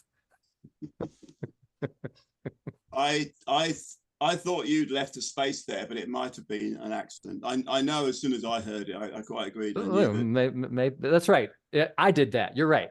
Thank you very much. Well, I'm sure you must have done something, because otherwise, I definitely didn't do a guitar for the first part, and I knew the guitar had to come in really hard for the second part of the chorus and the drums. I think Adrian redid the drums. I don't actually know who played everything because Adrian did the final mix. So I know most of the guitars are mine. I know the bass is all his, and the synths are mainly yours, and the drums, I don't know whose he used in the end. The drums I know are there. That's a mix of stuff from me and stuff from Adrian. And I don't know how he combined all that stuff, because by the end of that first batch of stems that I came up with that I sent you guys, the song structure changed radically after that. And you guys never asked for anything else from me. So I don't know how you put it all together like that. Yeah, I think some of it I cut and pasted wrong, but it sounded okay. So. Can you talk a little bit about what the chords were? And I thought, well, I don't know, whatever you said were the first time. Can you talk about the guitar solo? Yeah, it's not really right. Adrian had put in what I think he himself says is a placeholder guitar solo, which I really liked the beginning of it. It was a very soft, measured guitar solo. And I thought, because of where the song was going, it should try and be a dance between two guitars, with the more aggressive one coming out on top and completely smashing the other one. But I'm not a lead guitarist, so I just couldn't quite do it. But I came up with the concept. I was out walking the dog. I remember exactly where I was in the woods when I suddenly thought, but I could do this. So it's a shame we couldn't have both guitars, but I couldn't get it to work with two. So in the end, it was just one, and it seems to work. And it's not quite what was in my head. That's really good in here, but it's not bad. Look, man, it's your job to be humble about it, and as another band member that didn't play it, and as a fan of the song, I get to say it's just amazing. Especially that the fast arpeggio line when it really picks up. That is the moment in the song where I'm like, whew, I can't believe I'm in this band. This is awesome. Yeah, I didn't play it in real time. I played it at about 10 BPM. Really? I did slow it down. I didn't play it real speed. That's really cool. So not that bit. No, that bit I played at about, I usually, for fast arpeggios like that, I usually slow it down to about 75%. More than that, and I find you lose the feel, but I can't play it that far. I'm not a lead guitarist. I'm certainly not that sort of lead guitarist. Well, I'm barely a chord guitarist, so I slowed down and then just squashed it back up again. That's cool. What it'll be a problem for the tour, Kai, but we'll have to get a session musician in to play for the tour. But that's when we're gonna bring Krister on tour with us. What's Well, I'll do it. I will graciously ask, does anybody else have any comments, any feedback about our song for us? I thought all of the tracks, except for ours, and I'm not saying this in a good way, just had the vocals pushed back just enough that I could never understand all of the words. I'm always a stickler for lyrics, and I think that we pushed ours intentionally up front, so there was no way anybody could miss a single one of them. And I know I get accused of having them be way too forward, especially because I can't sing all that well. It makes it even worse. But that was my only sort of, it's not a criticism, it's just my observation about most of the songs. I would also love to either have a category for lyrics or not vote at all. But I certainly would love to have the lyrics published along with the song, so that either before we listen, while we listen, or after we listen, we have the opportunity to see. Because I think the appreciation of the song grows, or not, depending on how horrible the lyrics are. That's funny. With when you actually get a sense for what the song is about. Absolutely. You know, I on the one hand, I fully sympathize with Nick's view that we shouldn't be voting at all.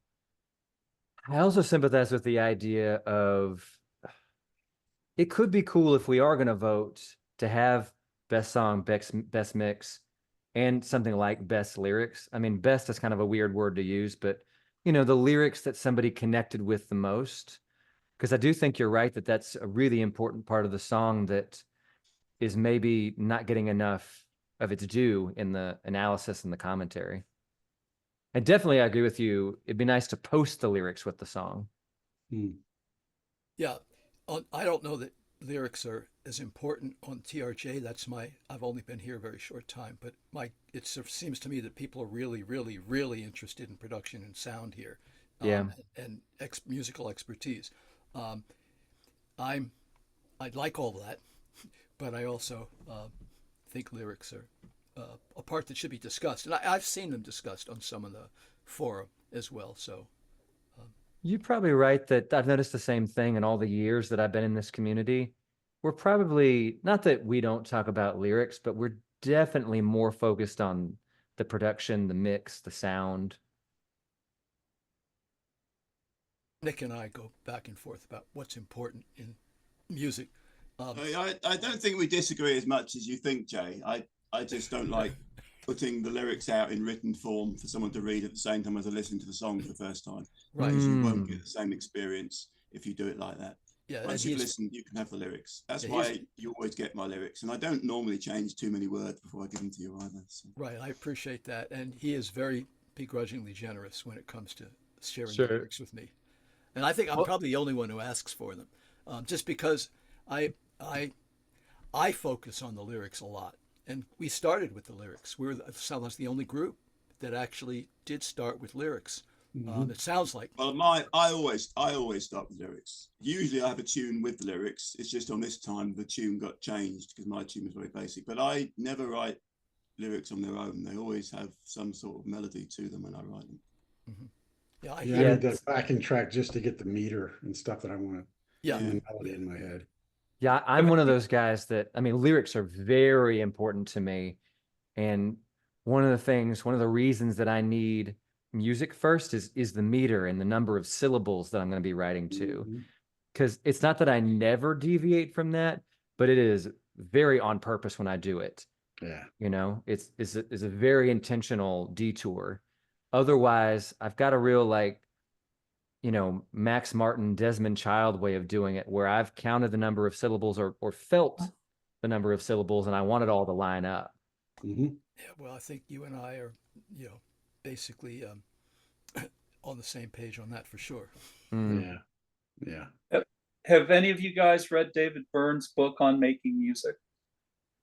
I have not. So he talks about how he writes words in a chapter.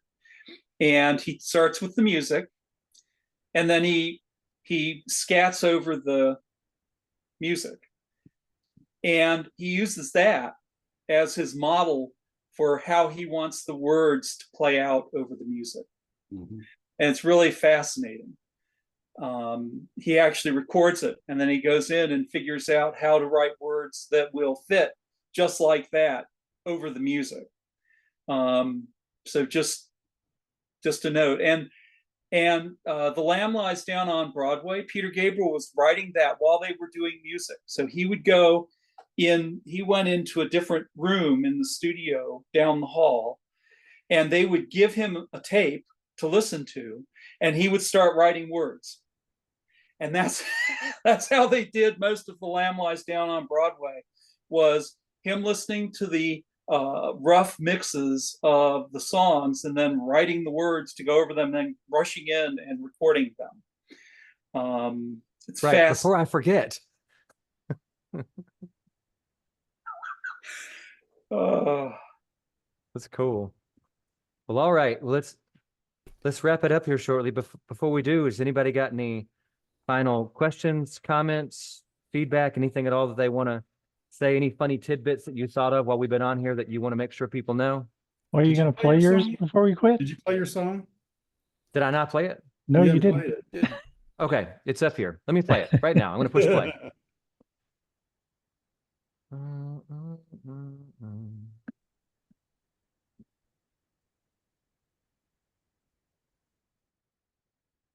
I'm going to read along.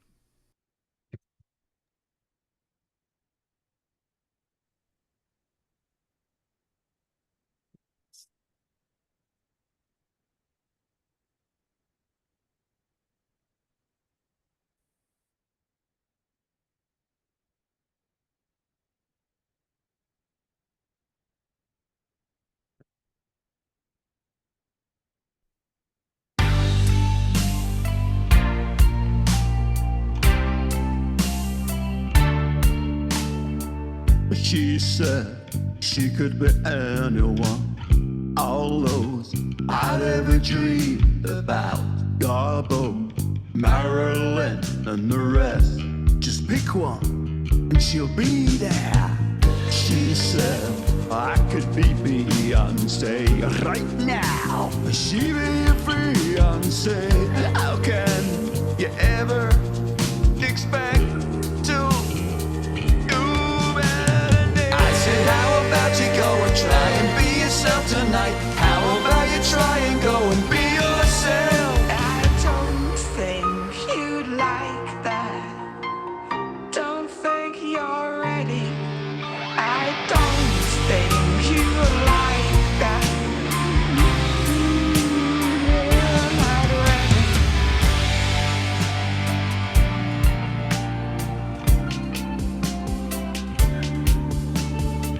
She's been Matahari. She's been Marie Antoinette. She'll be anybody you want without a single regret. But sometimes she likes to be the lighter side. So please, can we play something nicer tonight? So how about you go and try and be yourself tonight? How about you try and go and be yourself? I don't think you'd like that. Don't think you're ready. I don't think you like that. You're not ready.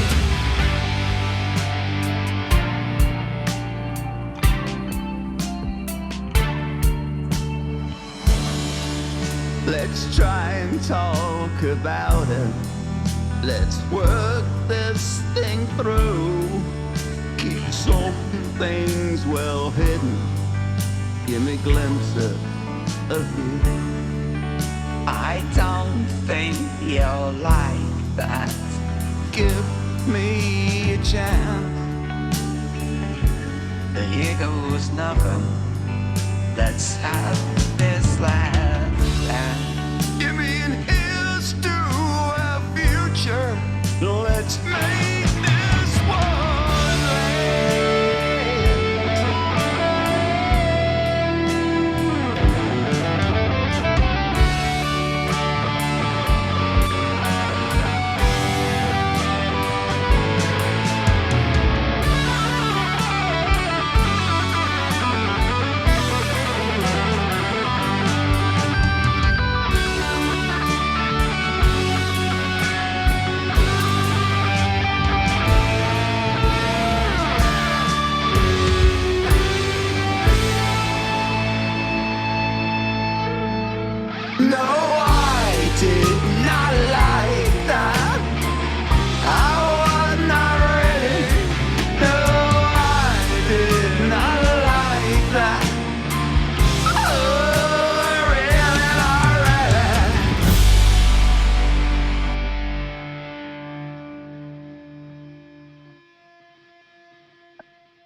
Yep. Hmm. Pretty rad. Yeah. I think it's great that we started probably with the simplest song and maybe wound up with one of the more complicated ones, or moved in that direction at least. It's Nick, not really complicated. Well, from a production standpoint, maybe not from a. And there's something about modulation with this group. I don't know what it is, but everybody seems to like to do that. Yeah, we do. Yeah. Yeah. Huge fan. So Nick, when you recorded that, you said you recorded it at 75% of the speed, basically. The fast For the- downward arpeggio, yes. So how did you do the echo on that? Was that done afterward then, or did you record it that way? Because you've got that delay repeating it. Yeah, no, it's a DI guitar, so it goes on Okay. after it's sped up again. Yeah, yeah. So it's on- after you it's on sped it up, then you applied the delay to it to create that. played everything to it. Yeah. It's completely Okay. dry DI guitar, so it's got the amps in with the delay. The delay's in with my amps in software. Yeah. Well, that was my other question, is because Adrian did really most of the mixing on this, right? Yeah. How much of that guitar sound came from you versus The guitars added by I think, him well, afterward? I think it's all mine. I don't put reverb on guitars because I think that's something you might want to do at mixing, but the delays were all on there. So yeah, he didn't ask for them dry. He could have had them dry if he wanted, but he had them. Yeah. It's just that the delays are sort of part of the production of the guitar sound there. So Yeah. I thought they needed to be on it. I know that you said in our private chat and then on this call too, that you kind of feel like you might not have been the right person to sing it, but I completely disagree. Your voice is perfect for it. I am curious because you had this very like David Bowie theatrical thing going on where you're rolling your R's and all kinds of stuff. I would never sing it that way. Where did that come from? That's just the way I sing. I always have done. I think I know a lot of people from your side of the pond refer to my voice as being something like David Bowie. And I think it's partly because he's quite unusual in not singing in a mid-Atlantic accent. Most British singers sing more like Americans than Brits. Yes. I don't think I do, which is a punk thing because punks don't either. And that is my spiritual home in lots of ways. Sure. Bowie and punk. So yeah, I don't know. And he grew up not far from where I grew up, but that's just a coincidence, I think. I don't know. I always throw little nuances in, little regional accents as well. And lots of my pronunciation, an English person would think, how come you're from the South? That's a Northern pronunciation. Yeah. Well, I love the I guess it's the female person sort of sounds like a witch to me. I wouldn't get anywhere near that. She was supposed to. I wasn't sure I was going to get through that. When I first played it, I know Adrian wasn't sure of that at all at first. He said, that sounds scary. I said, good. Yeah, it does. Yeah. There's about 5 or 6 females in the AI plugin I was using because it's my voice, and they do the final sound. It's fascinating. It is determined both by your voice and the voice you pick. So if because I tried both with Kai and with Adrian on different female voices, and I didn't like the way they sound, and I didn't even play it to them. There's parts where I'm not sure whether you're actually singing with yourself or whether you're actually doubling it an octave lower. I did do two vocal tracks. Yeah. On the pre-chorus, Kai's singing as well. Okay. The one place where you can hear me. But yeah, no, I did double it because if Kai thinks the voice works, it works, but it's not in tune because I don't sing in tune.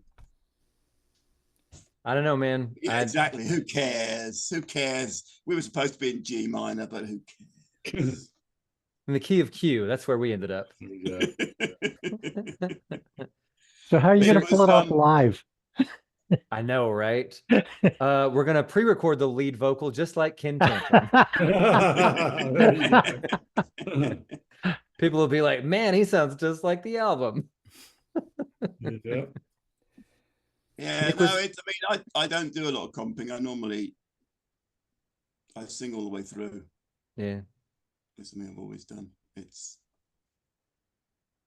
Was there Yeah. anything about singing the song or coming up with the melody or recording it that stuck out to you? Like, do you have a routine for when you're going to record vocals? You know, do you warm up? Do you do a bunch of takes? None of that. You just, let's rock and roll. No, it really is. And I used most of my vocals, if you looked at the door, would say guide vocal, which was finally the lead vocal. I don't often have to redo it. I find I go off the boil after 2 or 3 takes, even if I come back another day, usually. So that reminds me of, you mentioned, you know, some punk influences. I remember an interview with Tony Visconti. He was talking about working with Iggy Pop. And he said, Iggy would come in and he would say, I'm going to sing this 3 times. He would say, I'm going to sing it once normally. I'm going to sing it once really hard and once really softly, and then I'm leaving. And he said, virtually every Iggy Pop vocal you've ever heard, that's what he did. He recorded it 3 times and then he was out. Yeah, I find, I don't know. I think I lose the feel after the first. I can do, but I think I lose the feel after the first few. But yeah, it's But Mark Bolan was Mark Bolan after, I can't remember which one of Mark Bolan's songs it was, but one of them. He sung the verse and the first chorus and the second verse, and the second chorus, and he couldn't get it right. And the tape op said to him, "Oh, don't worry, we'll spin it in from the first one." This was in days of tape. He said, "We'll spin it in from the first chorus." And he said, "What do you mean?" He said, "Well, we'll just copy it across." And after that, Mark Bolan never sang a second chorus, apparently. He said, "No, you can spin it in." And I don't do that. I mean, I sing the chorus each time. I do at least do that. But if Mark Bolan was doing that in the 70s, then yeah. But that's too funny. Well, that's funny you say that, because and Nick knows this, I paid somebody on Fiverr to sing one of my songs, and he did that for the chorus. He only sang it once, and I called him out on that, and he wasn't happy. Of course, it was only $45, but still. I know there's some stuff I'm willing to copy and paste from earlier to later in the song, some stuff, but I really don't like doing, you know, for the second and third chorus, I really do not like taking the entire lead and just pasting it over. If at all possible, I like to sing it just straight through. And maybe if there's just like a word or a syllable in chorus number 2 or 3 that just does not work, but I did it great in an earlier part of the song, maybe I'll take that very small piece. But to take the entire section and copy paste it, something in me says, ugh, I hate it. You need the variation. You know, there's got to be something a little bit different just in the energy and the dynamic, even if it's the same, you know? Yeah. I think, well, it's like that, you know, the thread about the lip syncing and stuff is when I go to hear the show live is the same thing as I want to hear it different. I do not want to hear it the same as I'm used to hearing it at home. I want the differences. If that includes mistakes, that's cool with me. I want to know that you're doing it, you know? Okay. Now that we talked so long about our song, I'd forgotten that we hadn't actually played it. Anybody got any final thoughts, comments, questions, anything at all? Glad that we did this debrief. I hope that it's useful for you and the podcast that you're doing, which, by the way, are absolutely stupendous. I appreciate that, you guys. I've been working hard at it, you know, practicing, trying to get better at it. You know, I think that from episode 1, it's been pretty good, but I'm trying to get better each week and try new things. And I'd love to get it to the place where it's more like this, where there's video, at least of me. And ultimately, I do think the future of the show needs at least one more person on it. I don't see the long-term future of it being just me. I haven't even tried to coordinate that yet. And I do think the magic number is 3 people. Is 3 people to bounce the conversation off of. But I don't know how long it's going to take to get there. I'll put that out there. That's my ultimate vision of the show. And one of the reasons for that is that creates a backup plan for anytime something's going on in my life that puts me out of commission for a week. Now there's 2 other people that can just step in and be like, Ty's not here this week. Yeah, that makes sense. No, Well, it makes sense. A lot of sense. Yep. Yeah, during the interim, you could always just have an interview about one of the songs that you play. Sure. That would take some of the load off of you. It doesn't, Jay, because then I've still got to edit it and put it together. You got to get somebody who's articulate the first time. It doesn't have to do. I was mostly thinking of editing around my faux pas, but I hear what you're saying. All right, y'all. This was spectacular. I love that we're finding reasons on the forum for all of us to get on Zoom calls, the deep dives and the Feedback Fridays. So this was really cool for all of us to do together. I'm happy to do it, to host whenever. There's a call for that, whatever the subject matter may be. Nice. Okay. Well, now I know who to turn to, Jay. I appreciate that. Sure. All right, my friends. It's been a pleasure seeing y'all. I'm going to get out of here and take my dog for a walk. See y'all soon. Yep. Bye, everybody. Take care, everybody. I'm going to end See this. y'all. Take care. Yeah. Bye.